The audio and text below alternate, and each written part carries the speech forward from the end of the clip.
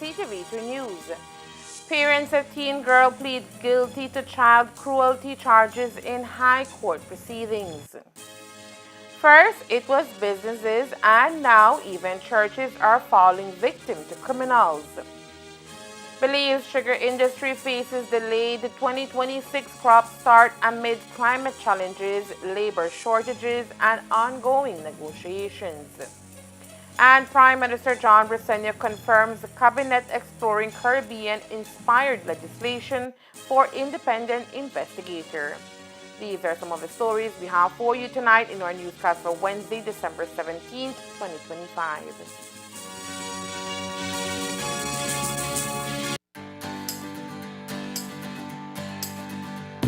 Looking for quality, tasty, and easy to prepare meals? Look no farther. M&M Frozen Foods, proudly distributed by United Distributors Limited, brings you a wide range of delicious frozen delights, perfect for every occasion. From frozen pizzas, quesadillas, garlic bread, jumbo samosa, cocktail samosas, pizza pockets, spring rolls, and happy noodles, M&M Frozen Foods is fresh, flavorful, and convenient for busy lifestyles. Whether you're planning a quick dinner, hosting a gathering, or stocking up for the week, M&M Frozen Foods has you covered. Available now at leading supermarkets and stores nationwide through United Distributors Limited. M&M Frozen Foods, extensive variety to satisfy every craving.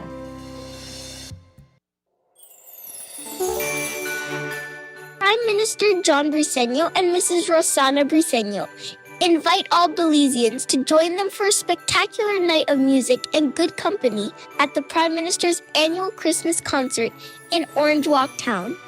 Come out to the Orange Walk Technical High School Auditorium on Saturday, December 20th at 7 p.m. and enjoy the very best of Christmas with Belize's own Alex Evans, the Golden Voices Choir, and an all-star cast of musicians. It will truly be a night like no other as we bring in Christmas together. Remember?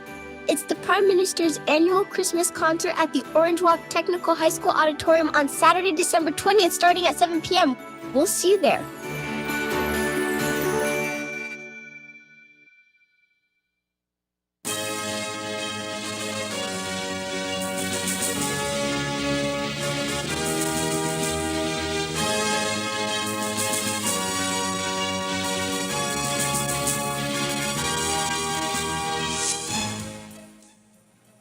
Good evening. With your news also simulcast on Fiesta FM 106.7. I am Joanna Rodriguez.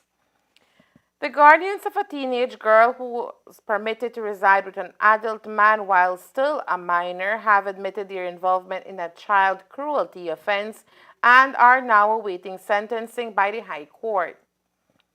The mother, aged 56, and father, aged 48, both from Orange Walk, whose identities are being kept confidential to protect the victim's privacy and due to the sensitive nature of the case, entered into a plea agreement with the Crown. They reappeared before Justice Nigel Pilgrim late on Monday, December 15, 2025, where they pleaded guilty to the charges. Court proceedings revealed that the parents acknowledged granting their then 14-year-old daughter permission to live separately from them. During this period, the girl secured employment and moved in with a 22-year-old man. Subsequently, the parents consented to the man dating their daughter, leading to a sexual relationship. These actions resulted in criminal charges of cruelty to a child being filed against both parents. Following their guilty plea, the couple was released on bail and will be sentenced on Thursday, December 18, 2025. During the trial, the court heard character references from two teachers acting as mitigation witnesses. The first, a seasoned educator with over 32 years of experience, testified on behalf of the mother. She described her as a composed, compassionate, and diligent individual who had no prior criminal record. The witness emphasized that the mother expressed sincere remorse and was emotionally distressed by the case, requesting leniency from the court. The second witness, a teacher speaking on behalf of the father, outlined his role as a caregiver for his elderly mother and noted the importance of his presence at home for his family's well-being. Justice Pilgrim chose to defer sentencing, remarking that although there are no explicit sentencing guidelines for child cruelty offenses, the court will exercise its discretion, informed by relevant legal precedents, including the notable Ankh-Domes case. The Crown pointed out that the facts of this case differ, as the victim was of an older age and a mandatory sentence might be deemed excessive. The defendants are represented by attorney Leslie Hamilton.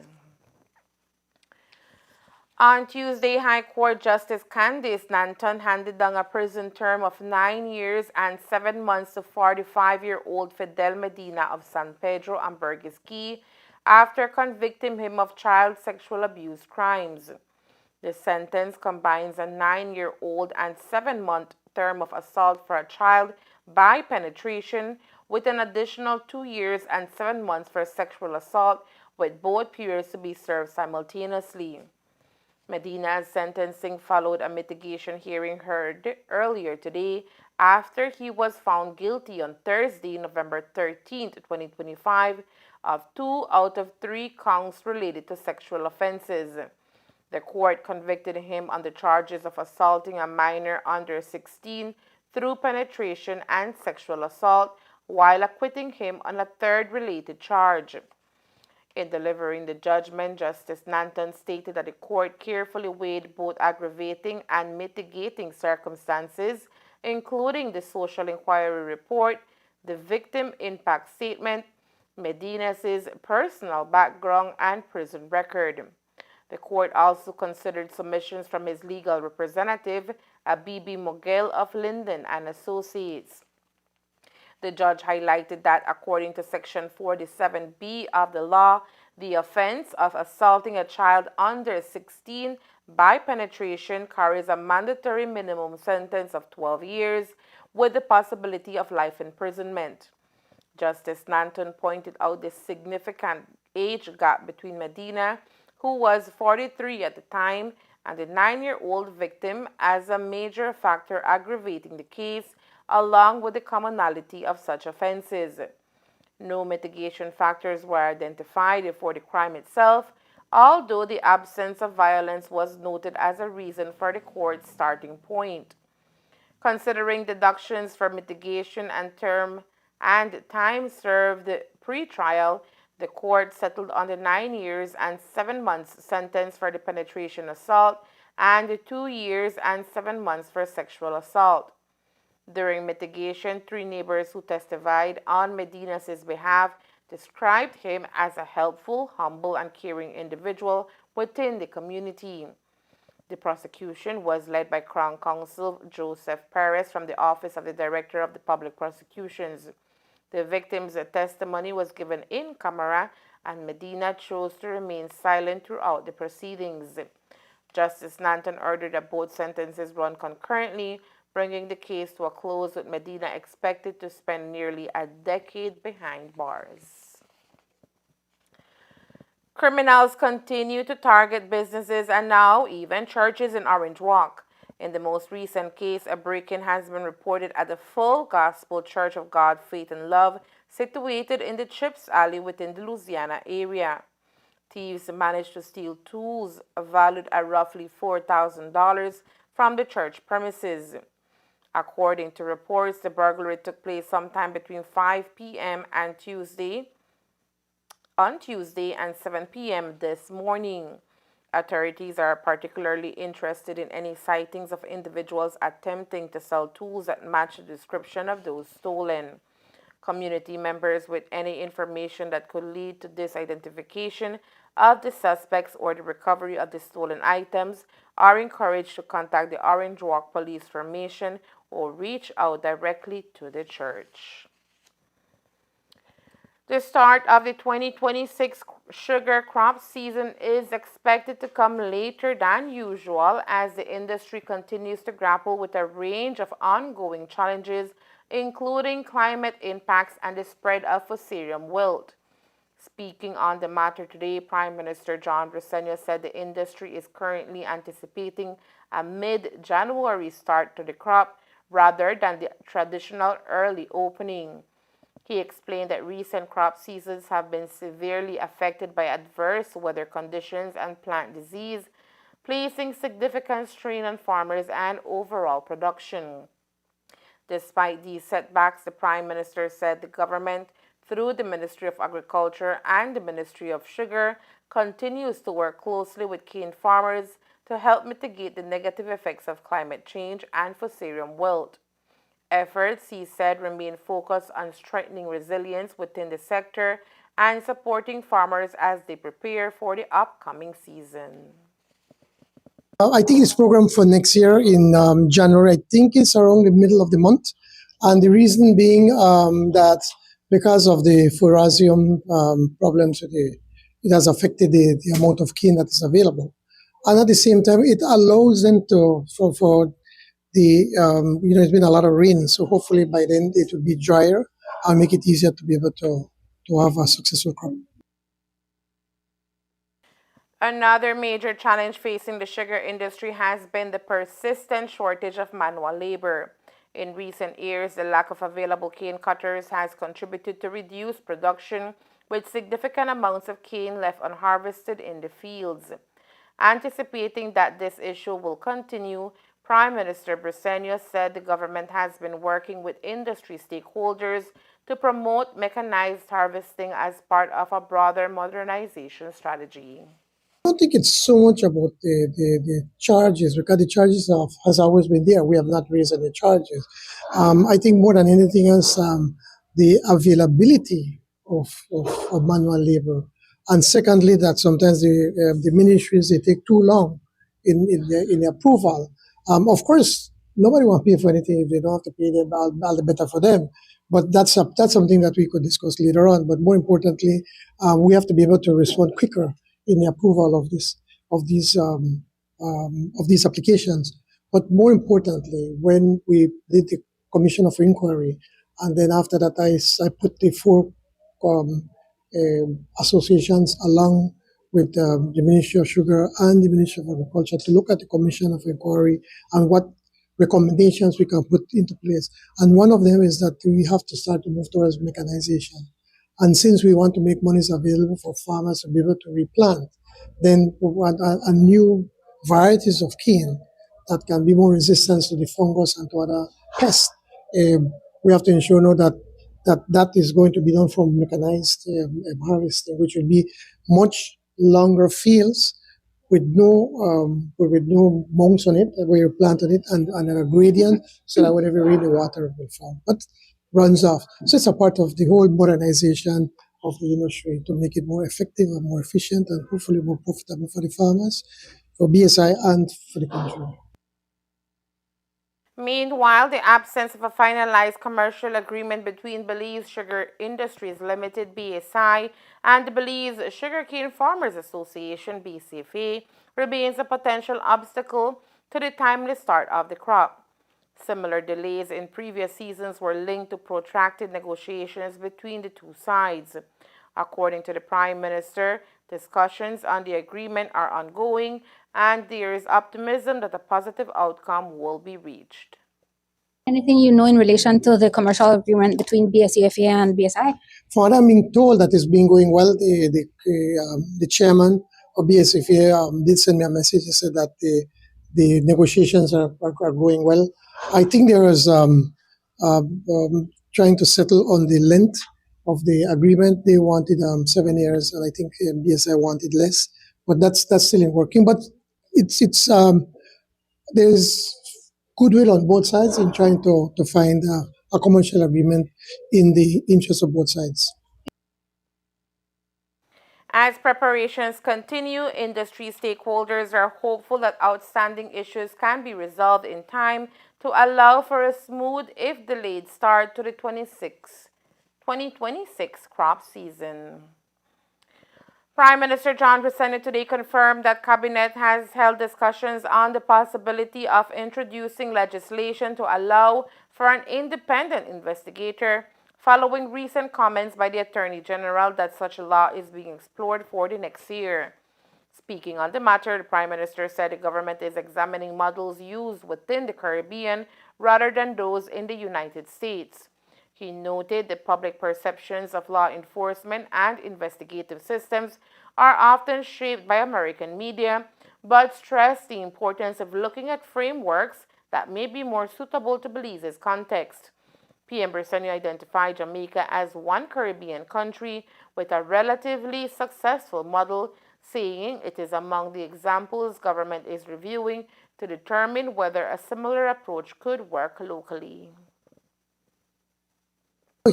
Yeah, we discussed that in cabinet, and I'm feeling that maybe it's time to be able to look at what has worked in the Caribbean as opposed to the United States, because most of the times we Belizeans, we see American TV, so we think about law and order and that kind of stuff, and looking at what's happening in the U.S. Congress. But the idea is to maybe, like, for instance, one that's fairly successful is one in Jamaica. So we want to take a look at what Jamaica has done and see how we can use that to make it to Belize. But at the same time, and I repeat it, it has to be done in such a way that present nor future governments can use it politically just to go after political enemies. We have to ensure that there's that safeguard. Despite the discussions at the cabinet level, PM Briceño clarified that the matter remains at an exploratory stage.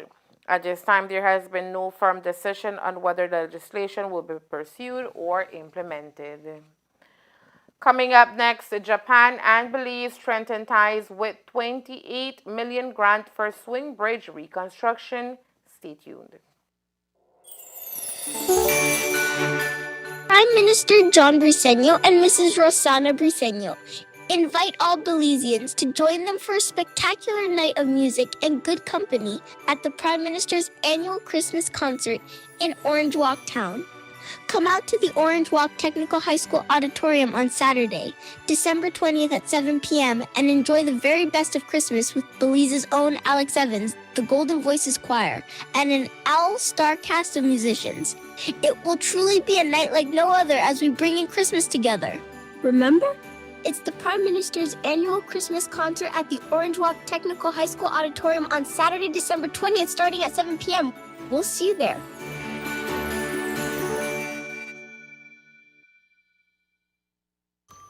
This Christmas, step into a place where the holidays come alive.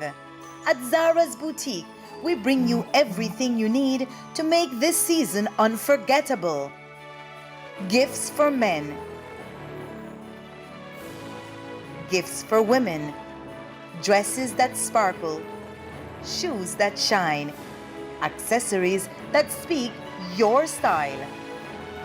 From luxurious gift sets to festive mugs, specialty coffees, unique holiday gear, and home decor.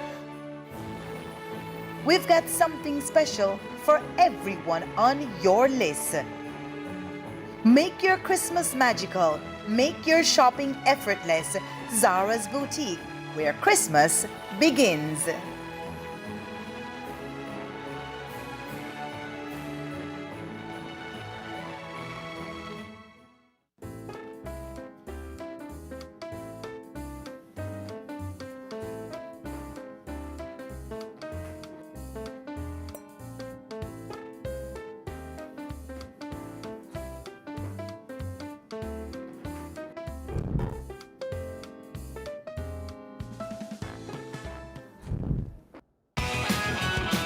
Orangewaqueños and Corozaleños, give yourself the best Christmas gift, a job with Voice International. Join our holiday job fair on Friday, December 12th and Monday, December 15th from 9 a.m. to 2 p.m. at the Amethyst Building in front of ITVET Orange Walk Town. Apply online at www.voice.tel/careers.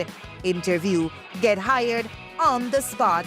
Plus, enjoy delicious Christmas cakes and hot Swiss Miss chocolate while you apply. Enjoy monthly bonuses, annual merit reviews, hybrid work options, internet subsidy, co-paid health and life insurance, and opportunities for career advancement. all in a fun, friendly environment where we celebrate our people. Voice International. Voice International. Your career, your gift.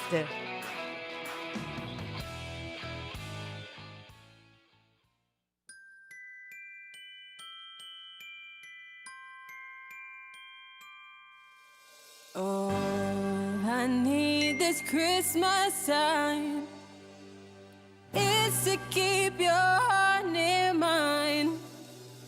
Smart's the way I'm gonna reach you. Every message, every call. I don't need a gift to hold, just a voice that feels like home when the date is flowing through.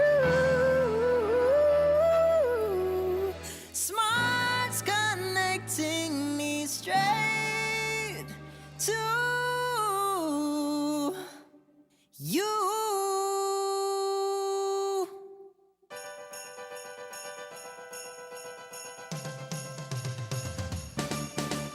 May every hello I miss you, every Merry Christmas too. Through the season warm and bright, Smart connects our hearts tonight.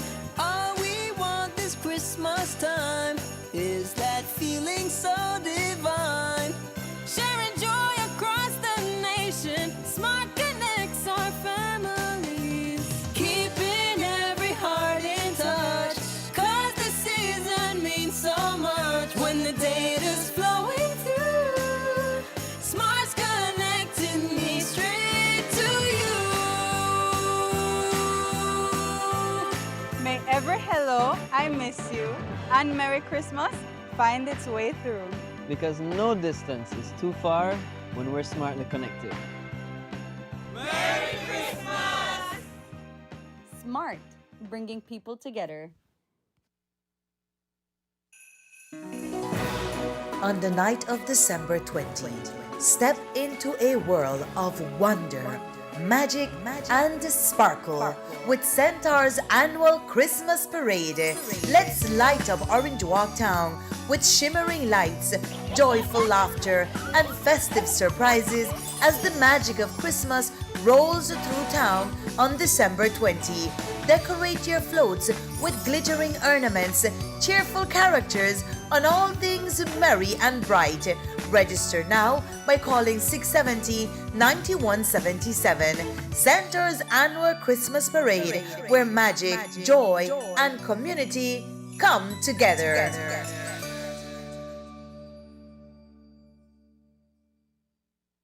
I present to you Her Royal Highness. I want to try something different. Nice parking. Thank you. You missed a spot right there. Plot twist. Wow, you look beautiful. Giddy up. Knowing that you make a difference is what keeps us going. Oh, Philadelphia is starting to feel like home. Let's make it the best Christmas ever.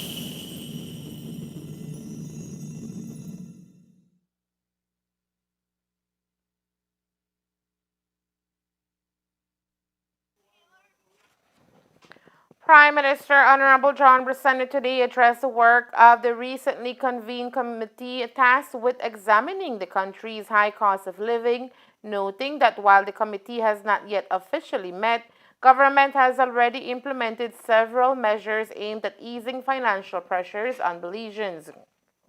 Speaking to reporters, the Prime Minister acknowledged public concern over rising prices and said the committee will play a key role in reviewing existing policies and exploring additional strategies to provide relief. However, he emphasized that government has not waited on the committee's formal meetings to act. Among the major initiatives highlighted by the Prime Minister is the continued expansion of the National Health Insurance (NHI) program, which has reduced out-of-pocket medical expenses for thousands of Belizeans. He also pointed to the introduction of GST-free weekends designed to offer temporary relief on essential purchases and stimulate household spending. In the same vein, Prime Minister Briceño announced a new initiative aimed at providing further financial relief ahead of the Christmas season. He revealed that government plans to allow Belizeans free access to the country's free zones for one day leading up to Christmas next week. The move, he said, is intended to help families take advantage of lower prices as they prepare for the holidays. You need to give us a time to be able to sit down and try to see what we can work out. Right now, everybody is really well. Christmas is upon us, so I think it would be unfair to believe that we already have an answer. But let me be frank with you all. There's no magic one. What we've been doing a lot of different things that can help with the cost of living. GSC weekends, free weekends, for instance, that helps. That 12.5% that people save. That helps with the cost of living. And let me tell you, in cabinet, we just agreed to maybe next week Tuesday to allow Belizeans to be able to go to the free zone, to be able to buy. No liquor, no cigarettes, just clothing and shoes, that kind of stuff. Again, that helps. Scholarships, that helps. Food, the food and feeding program for children, that helps. NHI, that helps. That NHI is already over 20,000 visits per month already. So all of these things, when you put it together, it's helping. You could imagine if we weren't doing all of that, how much more difficult it would be for people. So it is unfair when you try to make these allegations as if we are not concerned and we are not doing anything. We're doing a lot of different things. Minimum wage, when it went up to $5, that helped significantly. So I believe that we have a proud record when it comes to saying that we want, that we are doing something. And listen, we recognize that challenge. Unlike other prime ministers, I am on the ground every day. I don't stay in an office. I walk the streets. I visit here this afternoon. I'll be at the inauguration of the Minsa plant in Cayo, and there I talk to people. So we are aware of the difficulties we're all facing. We are facing it as a country, as a nation. A lot of contracts that we give when they come back, so the price has gone up because the price goes up because goods have gone up or materials have gone up. As much as we hate it, but it is a sad reality. The Prime Minister reiterated government's commitment to addressing the high cost of living through both short-term relief measures and longer-term policy solutions, stressing that the issue remains a top priority for his administration. As we told you on Tuesday, Attorney David Morales was appointed as Belize's first ever special envoy for oil and gas, marking a new step in the government's approach to managing and developing the country's energy sector. The appointment was made by Prime Minister John Briceño and took effect on October 1st, 2025. Morales will serve a 3-year term in the role. In recent days, the creation of the position has drawn public scrutiny, with questions raised about its purpose and cost to taxpayers. Addressing those concerns today, Prime Minister Briceño clarified that the post is an unpaid one. He explained that Morales volunteered to take on the responsibility based on his extensive experience in the oil and gas sector. According to the Prime Minister, Morales' background and expertise are expected to provide valuable guidance as Belize navigates issues related to energy exploration, regulation, and industry development. He stressed that the appointment is intended to strengthen technical and policy advice available to government without adding a financial burden. We've always been pursuing oil. When I was the Minister of Natural Resources, there's always the feeling that we do have some oil, not in quantities like Guyana, unfortunately, but we believe that we still have small pools, of maybe several million barrels, at a time. The one that we found out of Spanish Lookout, they believe that, I think they did about between 10 and 12 million barrels was the estimation. That's what they estimate. Right now, the same people from B&E, Susan, I think Morris is her name. Susan just messaged me just last week wanting to meet with me, but she was leaving the country and I was busy. They have now raised, I think, $50 million to be able to do 2 more wells in that area. They believe that they found another area where they can find oil. There are some areas, for instance, up in the north, between Corazon and Orange Rock District, behind Blue Creek in that area. down south. There are different areas where we believe that we have small pools.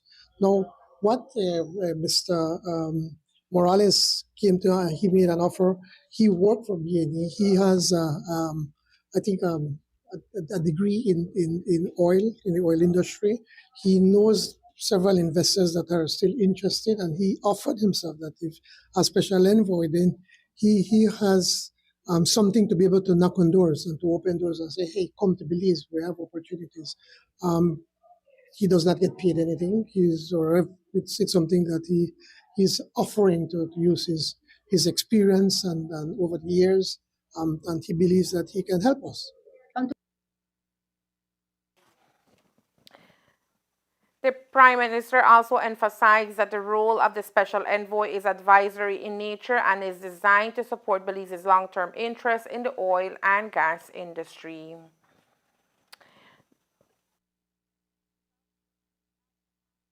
They signed an exchange of notes and a grant agreement for the project for the reconstruction of the swing bridge in Belize City, further strengthening the long-standing friendship and cooperation between the two nations.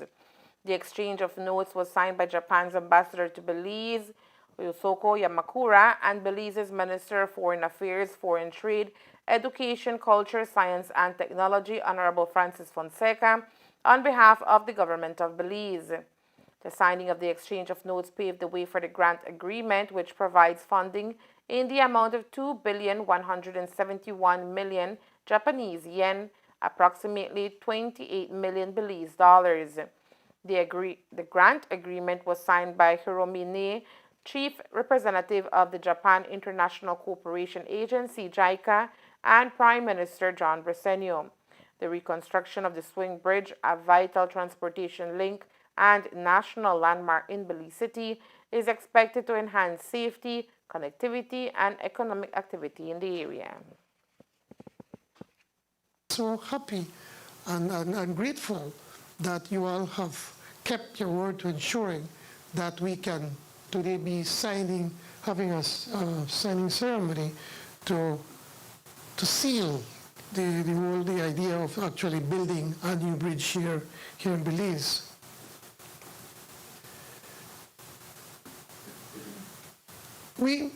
It's important to note that we value this collaboration and the expertise being brought to this process. And again, I must commend Minister Spat and the Chief Engineer, the CEO, and this entire team for leading this project on behalf of the government and people of Belize. The work of the JICA survey team and the Oriental Consultants Global cannot go unsung. Infrastructure must be designed not only to be built, but to be operated and maintained over time under increasingly challenging conditions. And we know that this requires a high quality expertise exhibited by all those that are involved.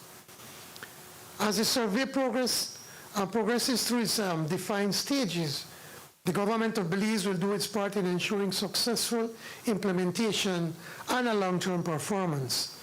Infrastructure delivery remains central to our development agenda, Plan Belize. Through careful planning and trusted partnerships, we're advancing projects that reduce vulnerability and support sustainability and deliver on Plan Belize 2.0. It signals that we're moving deliberately and responsibly towards a modern, resilient replacement of a bridge that has long served Belize. I must take the opportunity to please convey our gratitude, Ambassador and Madam Representative, to your government and to the people of Japan, of the gratitude of the Belizean people to making this a reality for us here in Belize. And with the signing, we are strengthening the confidence in the process, in our partnerships, and in our collective ability to deliver quality infrastructural growth fit for a growing people and a nation.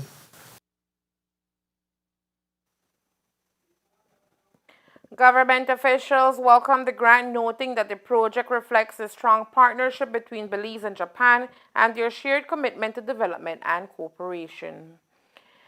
And there's more news after the break. Stay tuned.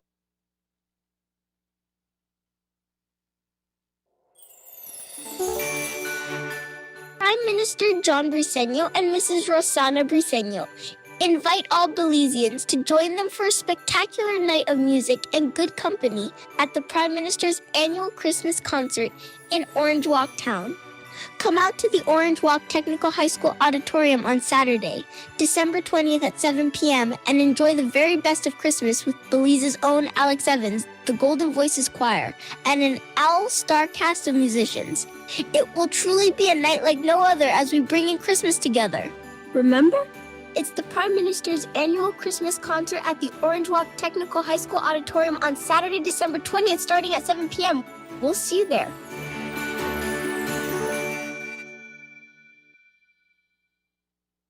This season, a Christmas surprise awaits.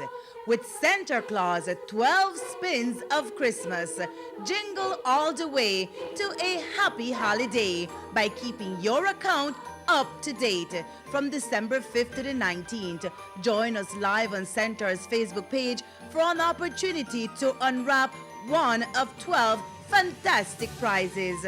The final magical spin will be on December 24th. To make your holiday even brighter, Centaur's sleigh is also packed with $3,000 cash giveaway. 3 lucky winners, one from Corozal, Ladyville, and Orange Walk, will each receive $1,000. The draw happens on January 5th during the Despierta Belize morning show. This year, celebrate the magic of Christmas with Centaur, where your happiness and satisfaction is our greatest gift.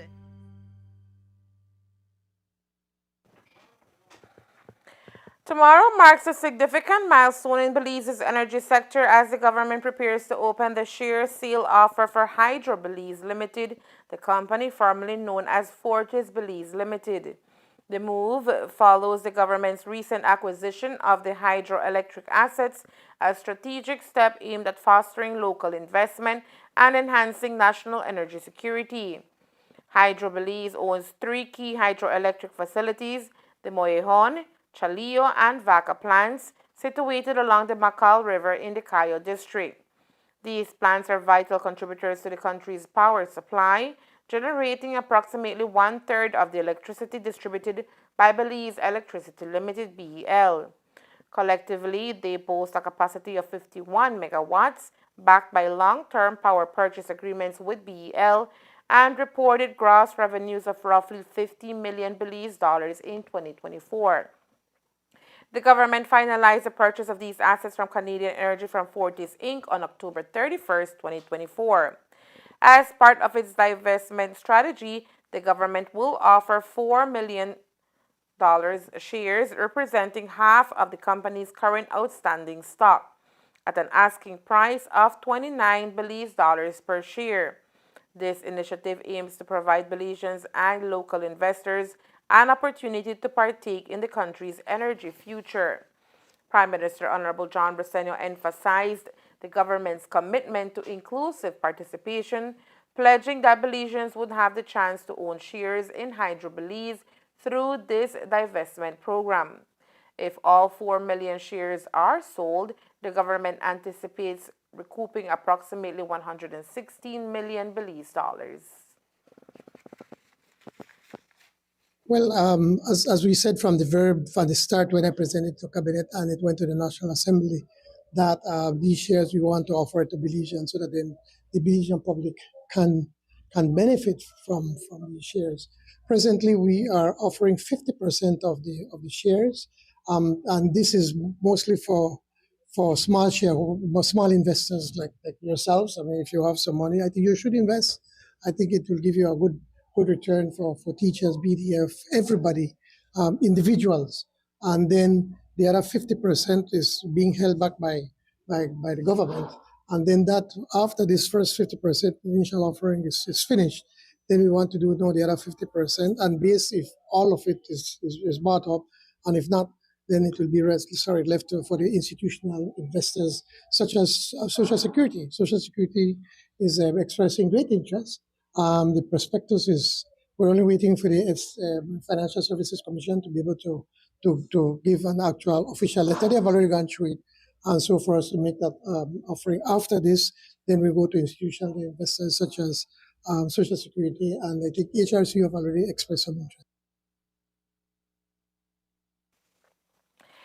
The share offering will officially commence on December 18, 2025 and close on January 28, 2026.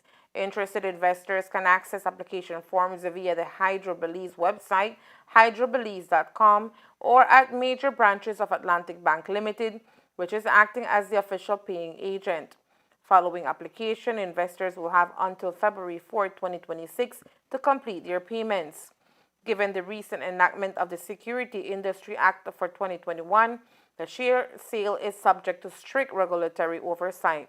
A comprehensive prospectus outlining the company's operations, financial performance, associated risks, and future projections will be available online to ensure transparency and informed decision making. Upon closing the share sale, the government plans to publish a detailed report outlining the outcomes of the divestment process. Prime Minister Briceño will also represent a comprehensive update to the House of Representatives. With this strategic move, Belize aims to recoup its initial investment while unlocking economic benefits and strengthening the nation's energy independence.